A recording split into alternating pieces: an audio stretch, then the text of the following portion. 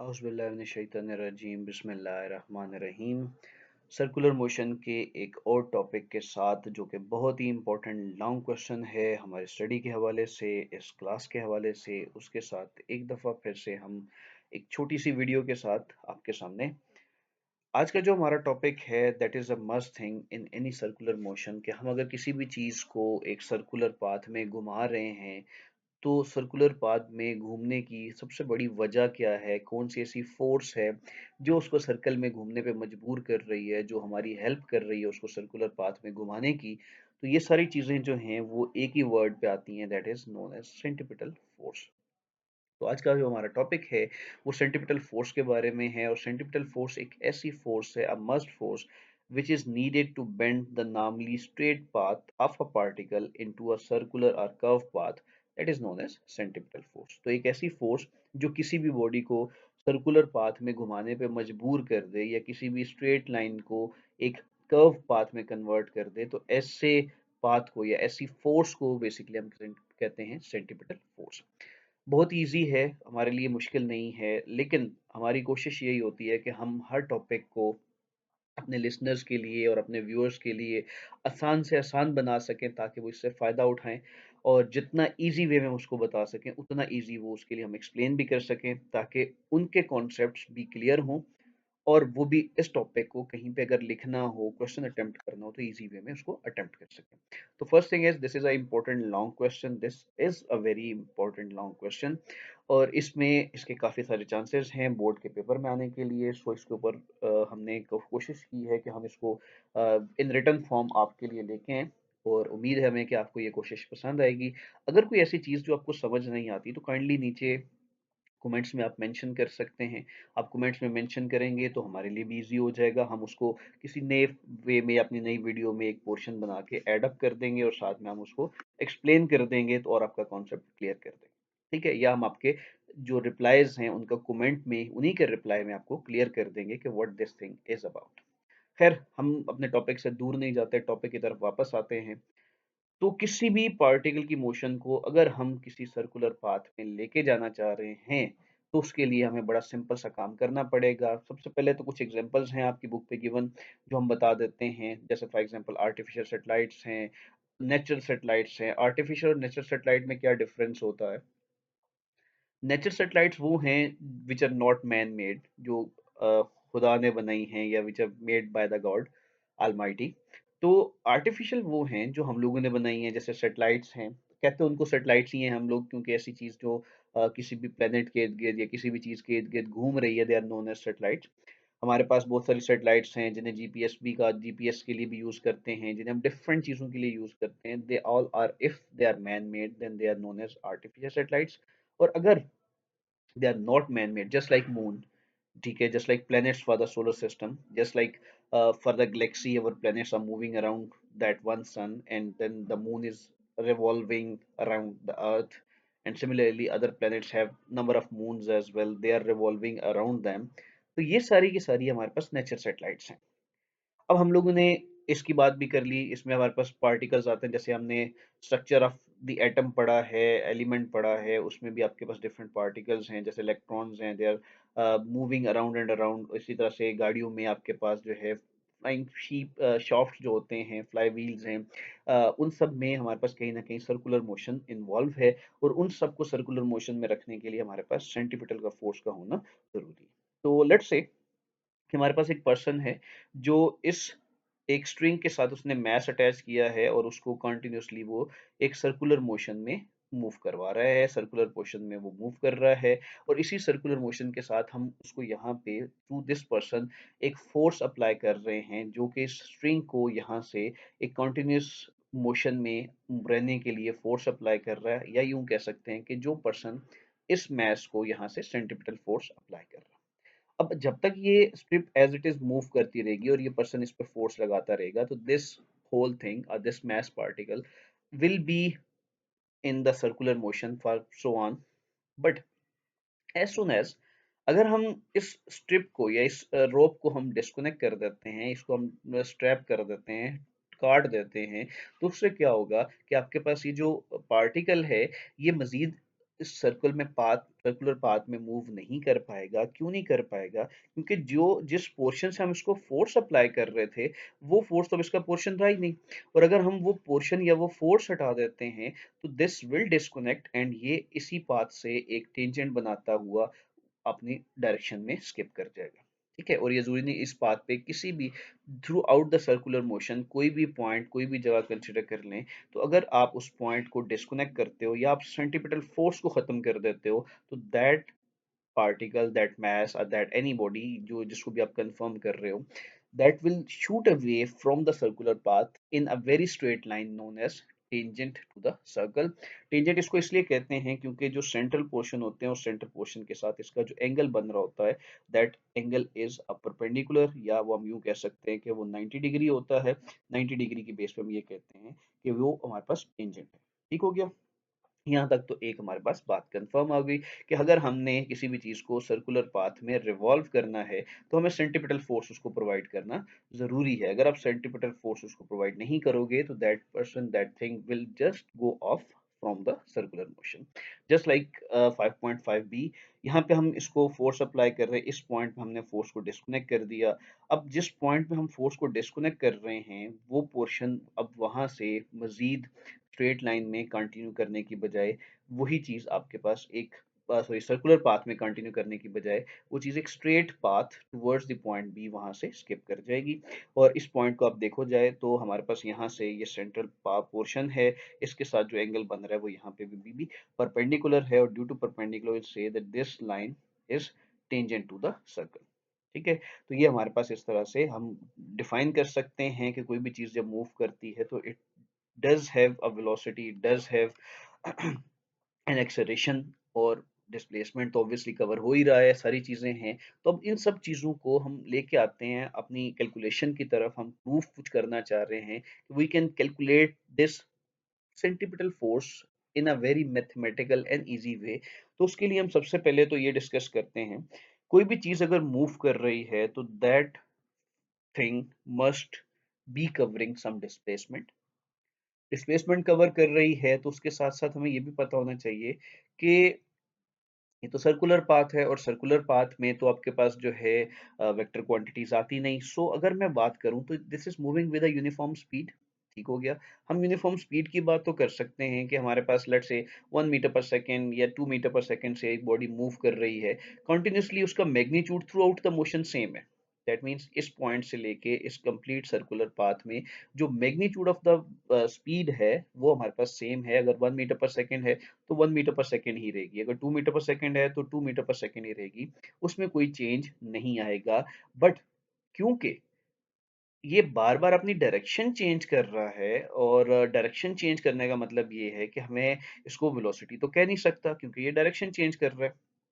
और दूसरे वे में मैं इसको ये भी कह सकता हूँ, because it is changing its direction again and again. So that means if I consider this as a vector quantity, that vector quantity must be changing at every second, at every moment, क्योंकि वो direction अपनी बार बार change कर रहा है, इसलिए जो vector quantity है वो भी बार बार चेंज हो रही होगी। तो मैं यहाँ से कह सकता हूँ कि this thing is moving with the same magnitude, but as the direction is different. क्योंकि डायरेक्शन डिफरेंट है, तो हमारे पास वेलोसिटी की डायरेक्शन जो है, या यूं कह लो वेलोसिटी बार बार अपनी डायरेक्शन चेंज कर रही है, बट नॉट द मैग्नीट्यूड। अब ये जो चेंज इन वेलोसिटी है, ये हम सबको पता है कि change in velocity is known as acceleration, और एक्सेलरेशन को हम डिफाइन करते हैं as rate of change of velocity. Right? तो ये हमारे पास एक इक्वेशन तो सबसे पहले यहाँ पे आ गई कि we just have a is equal to delta v by delta t. अब इस एक्सेलरेशन से हम नेक्स्ट मूव करेंगे, एक्सेलरेशन से नेक्स्ट हम मूव करते हैं, थोड़ा सा इसको एक्सप्लेन कर लेते हैं। As we all know that a is equal to delta v by delta t। तो सबसे पहले तो इसकी डायग्राम लिख सॉरी फार्मूला लिख लेते हैं। अब इसको हमने देखना ये है कि हमारे पास डेल्टा टी की वैल्यू नहीं है, डेल्टा वी की वैल्यू नहीं है, तो हमें ये फोर्स एक्सलेशन फाइंड कैसे करना पड़ेगा? तो have to find the value of v and we have to find the value of t. वो हमें पता है कोई चीज अगर मूव कर रही है सर्कुलर पाथ में, अगर हम कोशिश करें तो यहाँ पे let's say this is a circle, right, which is does not actually look like a circle, so we'll try to make a little bit proper circle. Okay, that's just like a circle. अब कोई भी चीज अगर एक point से दूसरी point पे move कर रही है, from point A to any point here at point B, अगर ये बॉडी यहाँ से लेके यहाँ तक मूव कर रही है तो it must be covering some displacement, right. और अगर ये डिस्प्लेसमेंट कवर कर रही है तो डिस्प्लेसमेंट कवर होने की वजह से I can write s is equal to v delta t. That means कुछ टाइम तक आपके पास जो है वो वैल्यू चेंज हो रही है डिस्प्लेसमेंट की। इस इक्वेशन से मैं डेल्टा टी को कैलकुलेट कर सकता हूँ and we can just write कि ये जो डेल्टा टी है, इस डेल्टा टी को अगर मैं यहाँ पे लिखूं तो this delta T is equal to S by V, right. Just we have to shift this p on the other side, और ये जो आपके पास डेल्टा t की वैल्यू है वो आप इसमें अप्लाई कर सकते हो and you will get a is equal to, किसके इक्वल आ जाएगा, delta v as it is आ जाएगा divided by s over v, तो this will B s by v। अब हमें पता है कि किसी भी, ये तो डिनोमिनेटर के साथ एक और डिनोमिनेटर आ गया, और we all know that the denominator of any denominator is a numerator. ये बड़ा सिंपल सा मैथ का एक रूल है कि denominator of the denominator is a numerator. And similarly ये भी इसके साथ यहाँ पे है तो नहीं, बट आपको याद रखना है कि अगर न्यूमरेटर का डिनोमिनेटर आए तो that becomes a part of denominator. So ये जो v है ये ऊपर शिफ्ट हो जाएंगे and you will get v delta v divided by s, right. तो ये हमारे पास जो है वो एक्सेलरेशन की वैल्यू आ जाएगी, इसको हम यहाँ पे प्रॉपर लिख लेते हैं। This is a value of acceleration जो हमने यहाँ पे कैलकुलेट किया, राइट। तो हमने क्या किया, हमें पता है delta we by delta T के इक्वल होता है। अगर बॉडी यहाँ से यहाँ तक मूव कर रही है तो obviously it is covering some displacement, and by general equation of motion we can write s is equal to v delta t. यहाँ से डेल्टा टी की वैल्यू फाइंड करते हैं, this delta T is equal to, just simply move this v on the other side and you will get s by v. इस delta t की value को उठा के आप इस इक्वेशन में पुट कर दें, you will get a is equal to delta v by delta t. Next हमारे पास क्या है, इस डेल्टा टी की जगह पे हमने वैल्यू पुट की तो you will get a is equal to delta v divided by s by v. और न्यूमरेटर, ऑब्वियसली डिनोमिनेटर का जो डिनोमिनेटर होता है that is a numerator, so a is equal to v delta v, this is a v, this is not r, it may look like r but this is a v, so this is v delta v divided by s. ये हमारे पास acceleration की value है जो हम यहाँ पे note कर लेते हैं। Next thing is to find the value of this delta V, के what is the value of delta V, उसको हमने क्रिएट करना है, उसको हमने फाइंड करना है। That is also not difficult, तो just raise this thing, so will get towards the other things, right. So next हम जो है वो मूव करते हैं। अब as we know the thing was moving in a circular path, तो diagram को जरा यहाँ पे कंसीडर करते हैं। This is the relation we just calculated mathematically on the whiteboard. So let us just go on with the diagram again. At any certain point A, the velocity was v1, and at any further, after some further time, the at any certain point B, the velocity was v2। अब हमारे पास एक point पे velocity v1 है, एक point पे velocity v2 है। यहाँ पे हमारे पास जो है साथ में एक एंगल थीटा बन रहा है, just consider this theta as theta 1। हमने क्या करना है, हमने सिंपली, वेरी सिंपली हमने एक छोटा सा काम करना है कि ये जो वेलोसिटीज यहाँ पे दी हुई हैं, इन्हीं वेलोसिटीज को उठा के तो हमने एक नई ट्रायंगल बना लेनी है। We just have to consider the angular things with the linear ones. So उसके लिए हम क्या करते हैं, इस सर्कुलर पाथ में जो वेलोसिटी थी, उस वेलोसिटी को v1 को और v2 को हम कंसिडर करते हैं। एक हम नेक्स्ट डायग्राम बना लेते हैं, और अगर आपको ये चीज नजर आ रही है तो just have to move the theta 1 to its original place. हमारे पास यहाँ पे जी ये थीटा 1 था, यहाँ पे अगर आप इसको देखो तो v1 इज कंसिडर्ड हेयर, मैं इसके साथ एरो लगा दूं तो यहाँ पे हमारे पास v1 आ गया, इस v2 को आपने इसके साथ ऐड कर दिया in the same directions. Obviously directions थोड़ी सी यहाँ पे चेंज शो की गई है, but consider the same directions, you will not get any different values than this diagram. And हमें पता है कि पॉइंट Q और R दो पॉइंट्स अगर दिए हुए हैं तो दोनों वेलोसिटीज हैं, तो यहाँ पे ये जो पॉइंट है this is showing us delta v, the change in velocity.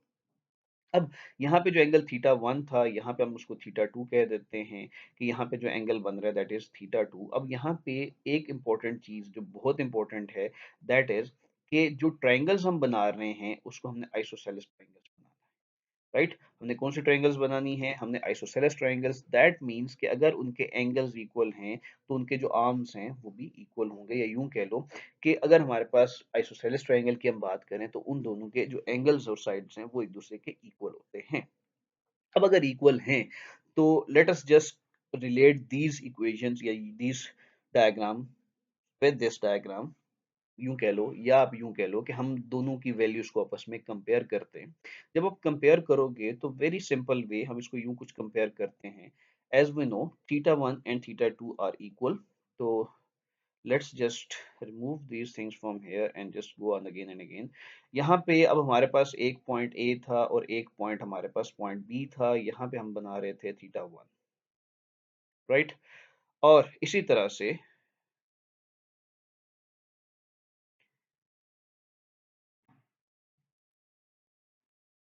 just give me a second, just we have to make this clear. Okay, this is here, this is here, going well, not going so well, but okay, let's try this again. Okay, so let's just do it again. We had a circle here just like this, and we had a point here at point A which is like this, and then we have a point B which was at this point. This was point B, this was point A. We considered the velocities as, if I have to make a velocity at this point, that velocity is tangent just like that, not like that.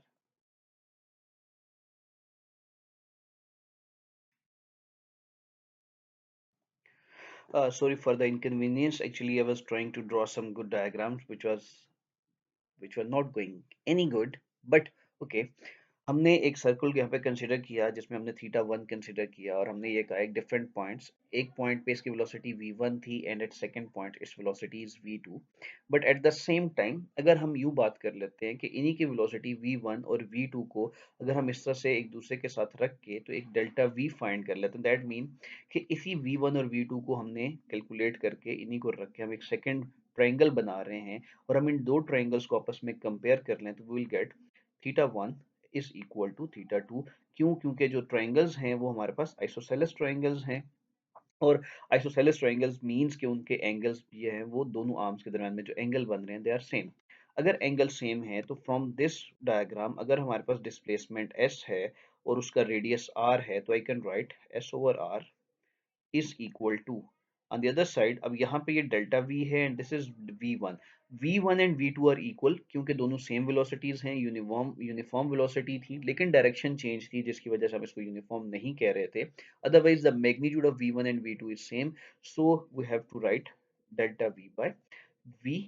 और यहाँ पे अब theta की value ये कैसे आ रही है, इसके लिए अगर आपने एंगुलर डिस्प्लेसमेंट का टॉपिक हमारा नहीं देखा तो आप एंगुलर टॉपिक का एंगुलर डिस्प्लेसमेंट का टॉपिक देखें।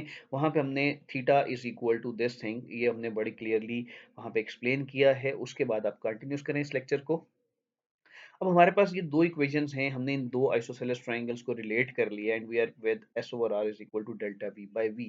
हमें डेल्टा v की वैल्यू फाइंड करनी थी, so let us just calculate the value of delta v which is delta v is equal to, ये v दूसरी साइड पे जाके मल्टीप्लाई हो जाएगा तो you will get s over r into v।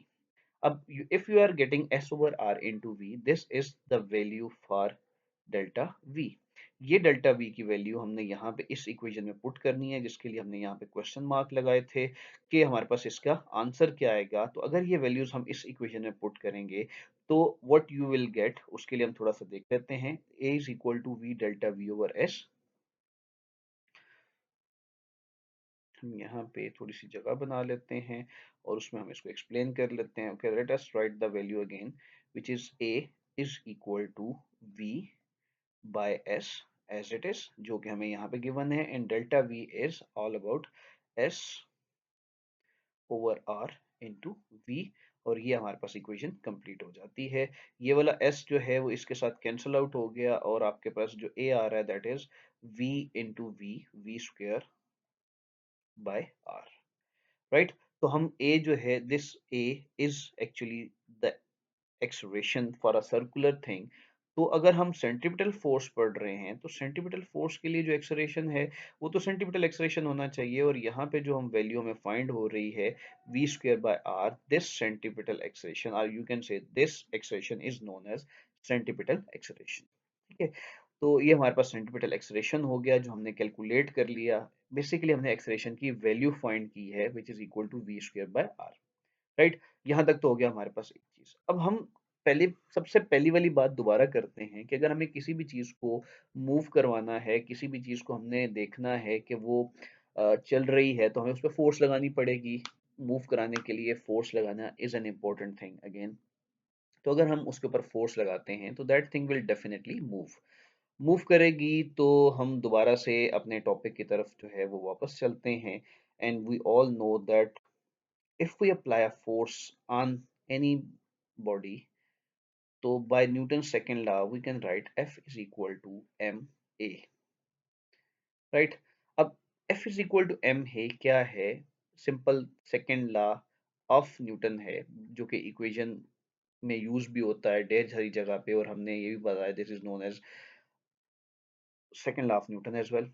बार बार एक ही बात घूमने का फायदा नहीं है। So let us just consider this कि अगर हमारे पास सेंट्रीपिटल फोर्स है तो जो एक्सेलरेशन है वो भी सेंट्रीपिटल होना चाहिए। तो सेंट्रीपिटल फोर्स को अगर हम एक्सप्लेन कर लेते हैं तो this is F of C, this is equal to M, और ये ए ऑफ सी की वैल्यू आप इसकी जगह पे पुट कर दो तो you will get V square by R. This equation is the final form for the centripetal force, और यही इक्वेशन हमने प्रूव करनी थी आज के टॉपिक में। हमने इसको फाइंड करना था कि हम सेंट्रीपिटल फोर्स को कैलकुलेट कर सकते हैं इन एन इजी वे, और उसका जो फार्मूला है वो हमने डिराइव करना था। We derive that formula F C is equal to M V square by R. यहाँ तक होगी सिंपल सी बातें जो हमने कर ली हैं।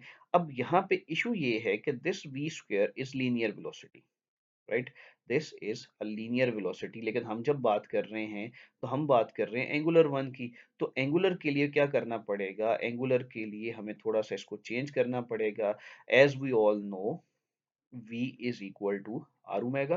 तो अगर आपके पास v आर ओमेगा के इक्वल है तो नेक्स्ट आपको क्या करना पड़ेगा? Just put this value into the formula and you will get f of c is equal to, value put करते हैं m एज इट इज रहेगा, और आपके पास v की जगह पे आ जाएगा r into omega which is basically a square. तो आपके पास v square by r। Next step is very simple as well, then F C is equal to, आपके पास इसको ओपन कर लो तो m है, r स्क्वायर है, ओमेगा स्क्वायर है, डिवाइडेड बाय r है, सॉरी फॉर दैट। अब ये r इस r के साथ कैंसल आउट हो गया and you are left with the final equation of centripetal force in an angular form which is equal to, यहाँ पे देखो m, और क्या बच रहा है r, and we are left with omega square.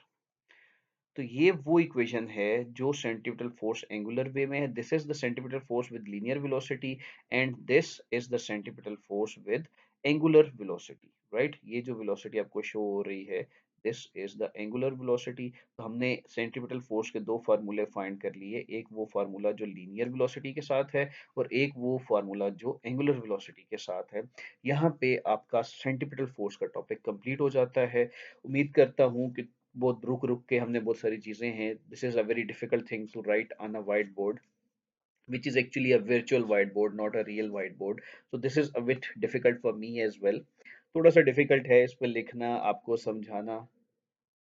तो उम्मीद करता हूँ कि यहाँ पे आपको सारी बातें समझ में आ रही होंगी, और ये भी उम्मीद करते हैं कि अगर कोई क्वेश्चन इसमें हुआ तो आप इसमें क्वेश्चन को नीचे आप कमेंट में मेंशन करेंगे।